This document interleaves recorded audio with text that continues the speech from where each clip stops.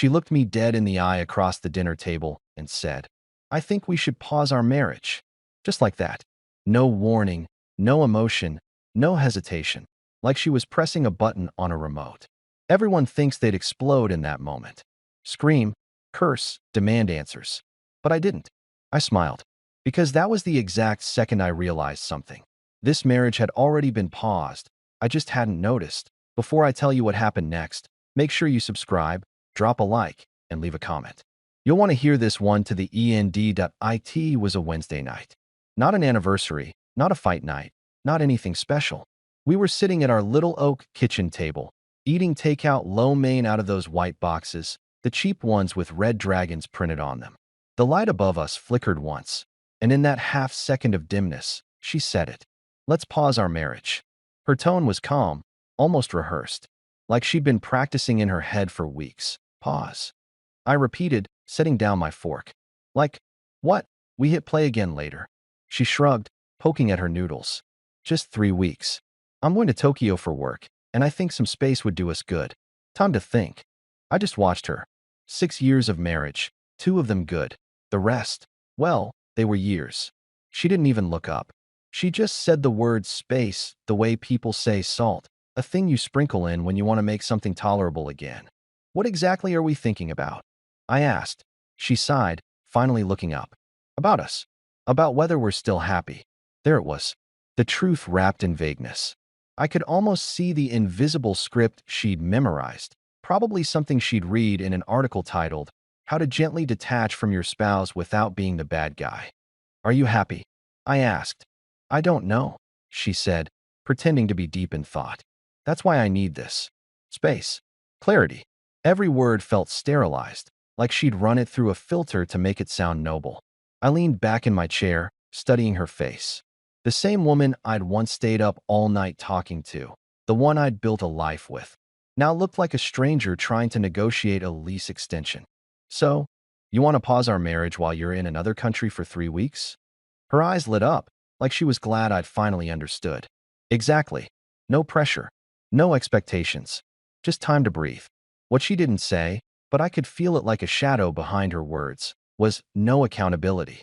The right move, the emotional move, would have been to argue, to ask who she really was, to beg her not to do this, to demand the truth about what space really meant. But I learned a long time ago that when someone tries to control the conversation, silence can be the loudest answer to "S." I said. "Okay." Her fork stopped halfway to her mouth. "Okay. Sure," I said. "If that's what you need, take it." She blinked, confused. That wasn't in the script. She expected resistance, tears, maybe a fight. Not me going back to eating fried rice like she'd just asked what movie I wanted to watch. "You're okay with this?" she asked again, her tone shaky now. "You're an adult," I said. "You know what you want." For the first time, she looked unsure, like my calm had thrown her off balance. The next 3 days were fascinating, in a cold, scientific way. She kept bringing up the pause, like she wanted to make sure I hadn't changed my mind. "It'll just be temporary," she said. 3 weeks. You'll see it'll help." I smiled, nodded, and went about my business. Each time, she watched my face like she was trying to decode a secret message. Friday night, she packed her suitcase. I stayed in the living room, watching TV. She came out twice, lingering in the doorway like she wanted me to say something. I didn't. Saturday morning, I woke up before her Uber arrived. Made coffee, packed her favorite travel mug, and set it by the door. She came down in her beige trench coat, rolling her luggage behind her, trying to look confident. But her hands trembled when she reached for the mug. "So, I guess this is it," she said. "Safe flight." I replied. "Are you sure you're okay with this?" she asked again, almost whispering that I smiled. Not a warm smile. Not a cold one. Just neutral. "You wanted a pause," I said. "Have a great trip." She hesitated, like she expected me to crack at the last second. Then she left and I watched through the window as the car drove off and turned the corner. I stood there a while, letting the silence settle in. It wasn't peaceful or lonely. It was honest. She thought I'd spend the next 3 weeks pacing the house, waiting for her to text, proving my devotion through desperation. But what she didn't know was that her pause had just set me free. That I walked to my office, sat at my desk, and opened a blank note on my phone. Titled it Things to do while marriage is on pause. Number 1. Figure out if I even want to press play again. I already knew the answer. That night, I ordered pizza at 10 in the morning just because I could. Turned up music she hated, left dishes in the sink, drank beer in the living room. Things I hadn't done in years. The walls felt different. Lighter. Like the house had finally exhaled by Sunday night.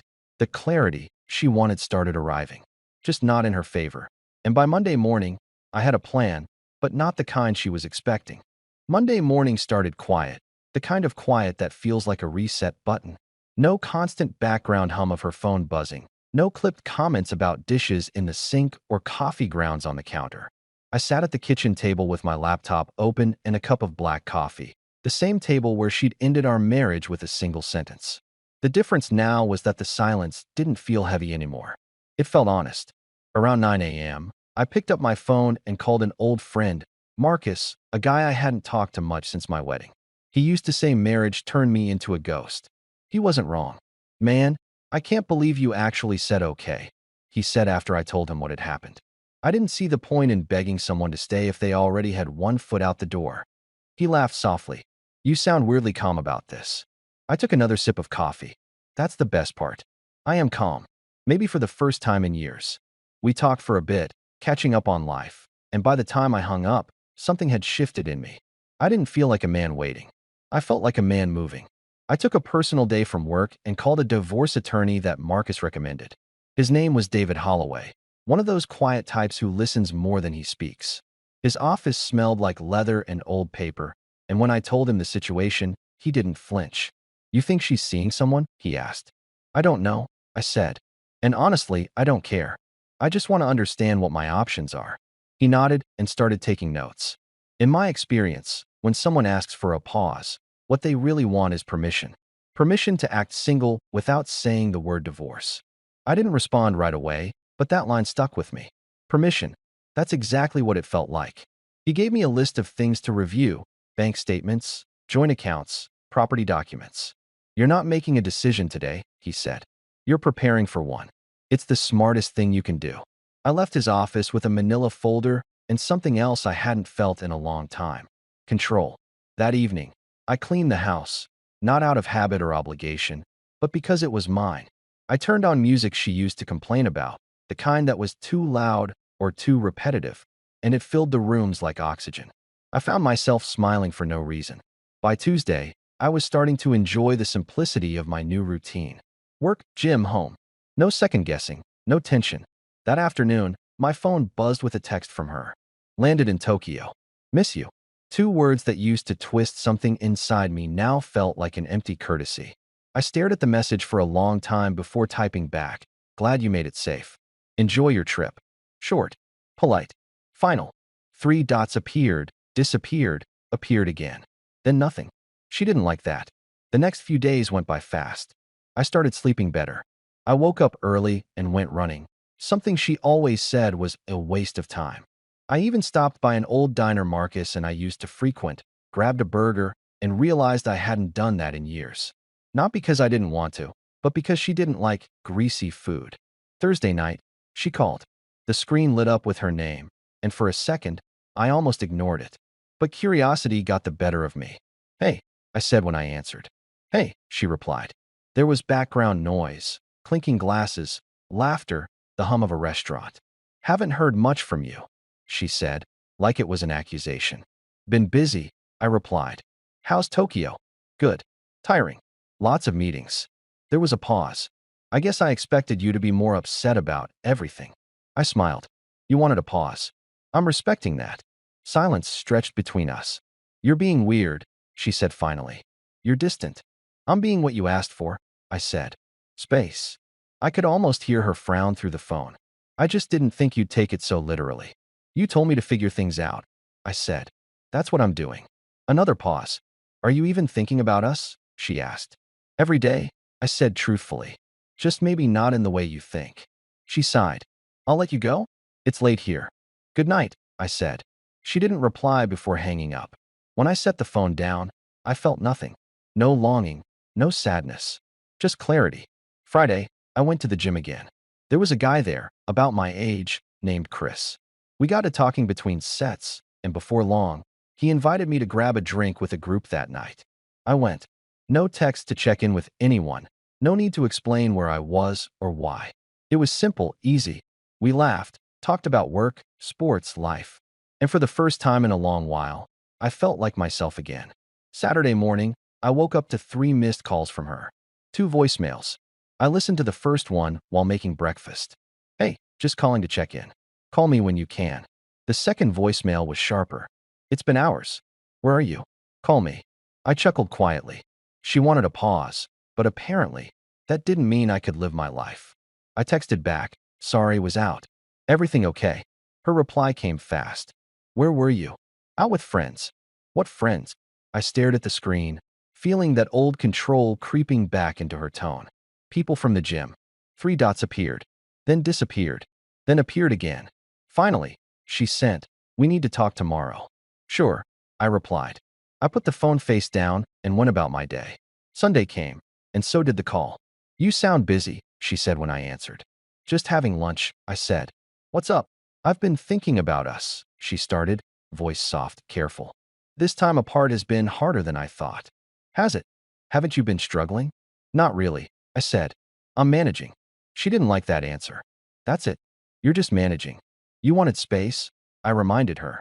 I'm giving you exactly what you asked for. There was a long silence, and then she said, I'm starting to wonder if you even care about this marriage. I care about being in one where both people want to be there, I said calmly. Do you? Her breath caught for a moment. That's what I'm trying to figure out. Then figure it out, I said. You've got 2 weeks left. She hung up a minute later, more frustrated than before. I leaned back in my chair, realizing that for the first time in years, I wasn't the one being controlled by the silence. I was the one using it. Monday ended with a strange calm, the kind that comes after a storm, not before one. I cooked dinner for myself, something I hadn't done in a long time. I didn't even realize how quiet the house used to be, not because of peace, but because I'd been walking on eggshells for years, careful not to say the wrong thing or breathe the wrong way. Now, the silence was mine, and for once, it felt like freedom. Tuesday morning, I started a list of things I wanted to do before she came back. Not plans for revenge or anything dramatic, just small things that used to make me feel alive. I went to a local woodworking class at the community center. The smell of sawdust and pine hit me the second I walked in, and something inside me clicked. I hadn't realized how much I missed working with my hands. The instructor, a retired carpenter named Dean, showed me how to plane a piece of walnut. He didn't ask about my life or what brought me there. He didn't have to. That 2-hour class did more for me than a year of trying to save a dead marriage. When I got home, I noticed her name flashing on my phone. I let it ring. The voicemail was short. Hey, just checking in. Hope you're okay. The next message came an hour later. Why aren't you answering? Are you mad at me? I deleted them both. The irony wasn't lost on me. She'd asked for distance, and now she couldn't handle it. Wednesday morning, I went for a jog before work. I passed by the coffee shop I hadn't visited since before we got married. The barista, a woman named Claire, remembered me. Long time no see, she said with a smile. I smiled back. Yeah, life got busy. She laughed. Doesn't it always? I ordered a black coffee, no sugar. When I sat down at the window table, I caught my reflection. I looked lighter. Not happier exactly, but cleaner, like I'd shed something heavy without noticing. Around lunchtime, my phone buzzed again. A text from her. Went to a sushi place with coworkers tonight.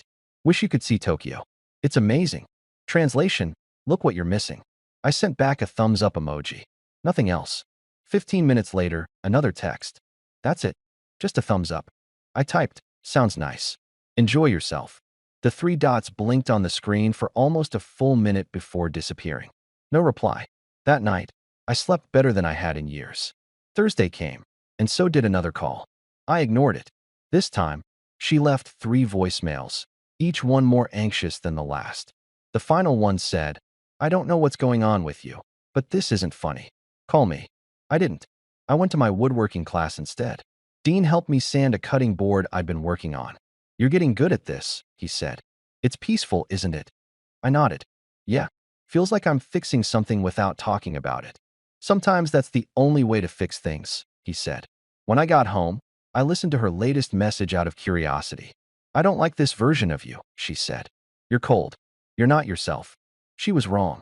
For the first time in years, I was exactly myself. Friday afternoon, I called Marcus again. You sound different, he said. Different how? Like you finally exhaled. I laughed. That's one way to put it. He paused. You think she's seeing someone over there? I don't care, I said. And I meant it. Then you're free, he said simply. That night, I went out with the guys from the gym again.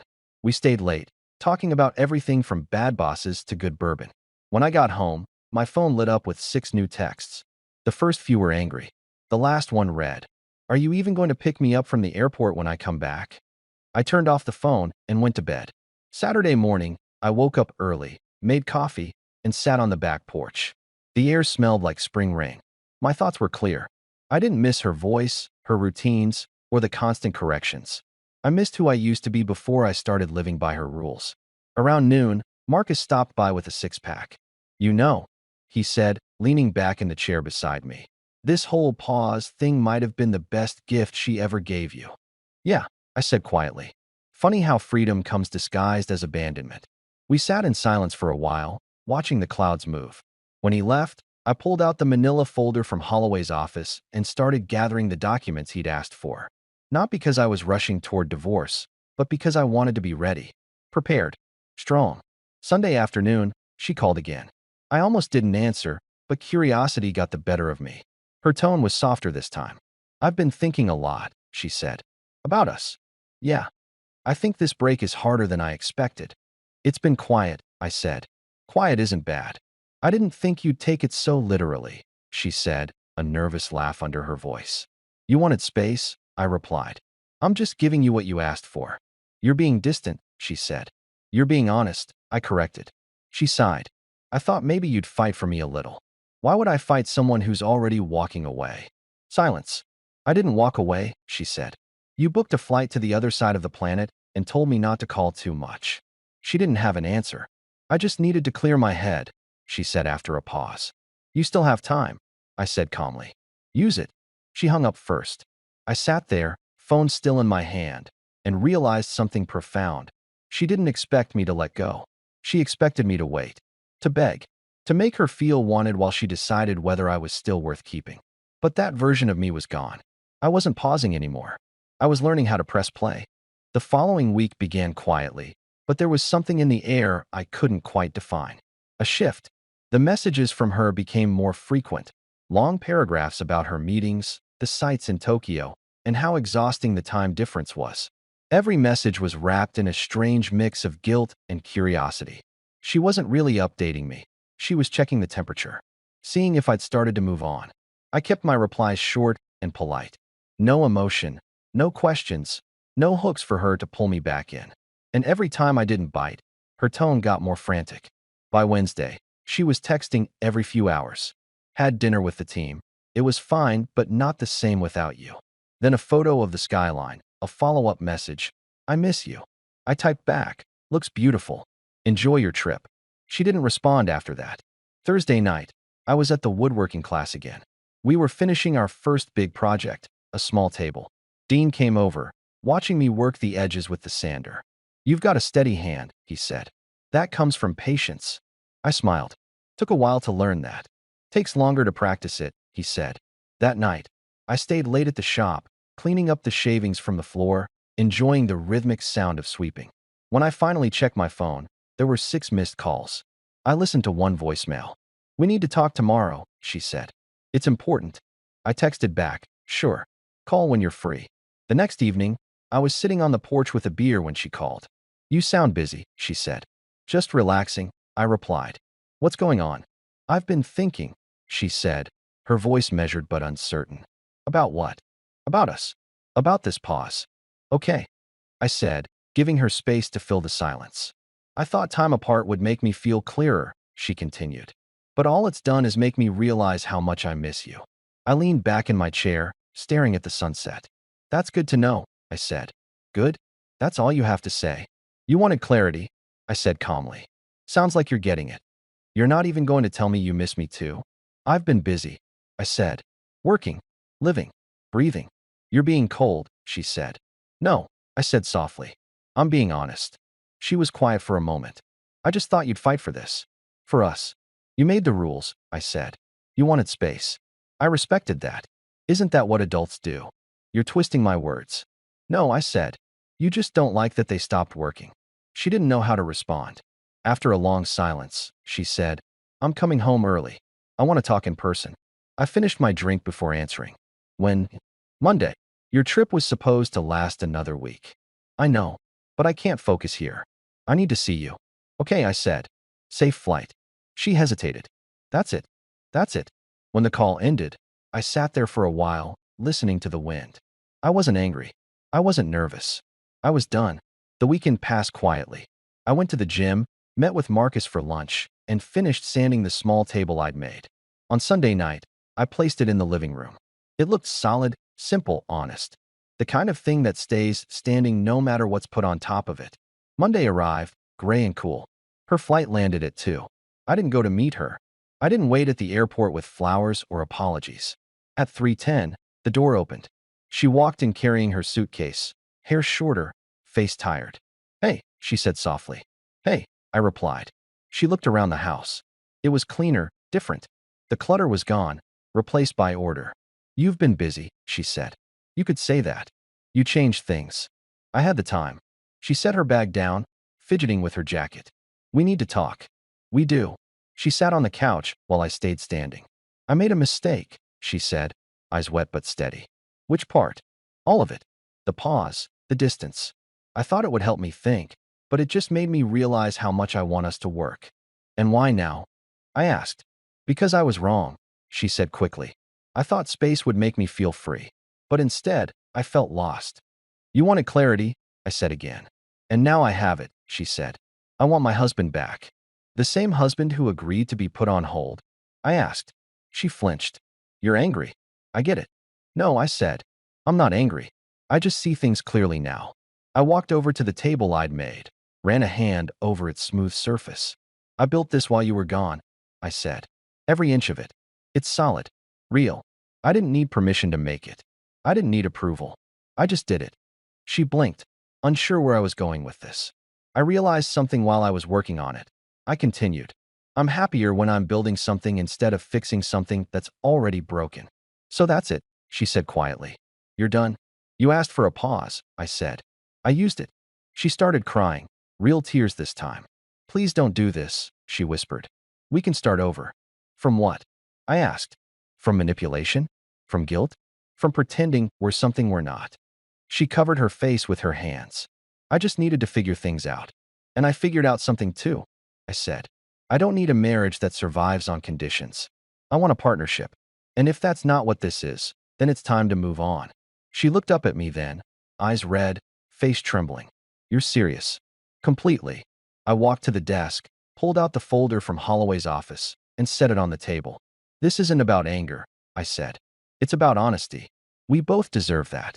She stared at the folder like it was a weapon. You talked to a lawyer? I talked to myself first, I said. The lawyer came later. I don't want a divorce, she said. Then you shouldn't have asked for a pause. The room went silent. She stood up, grabbed her bag, and walked to the door. Before she opened it, she turned back. You're going to regret this. Maybe, I said, but I'll regret it as a free man. She left without another word. The sound of the door closing was softer than I expected. I sat down at the table I'd built, ran my fingers over the grain again, and felt something like peace. The kind of peace that doesn't ask for permission. That night, I cooked dinner, poured a glass of wine, and turned on some music she used to hate. Every note felt like a declaration. She'd asked for a pause. I'd pressed play. If you've made it this far, make sure to subscribe, drop a like, and leave a comment.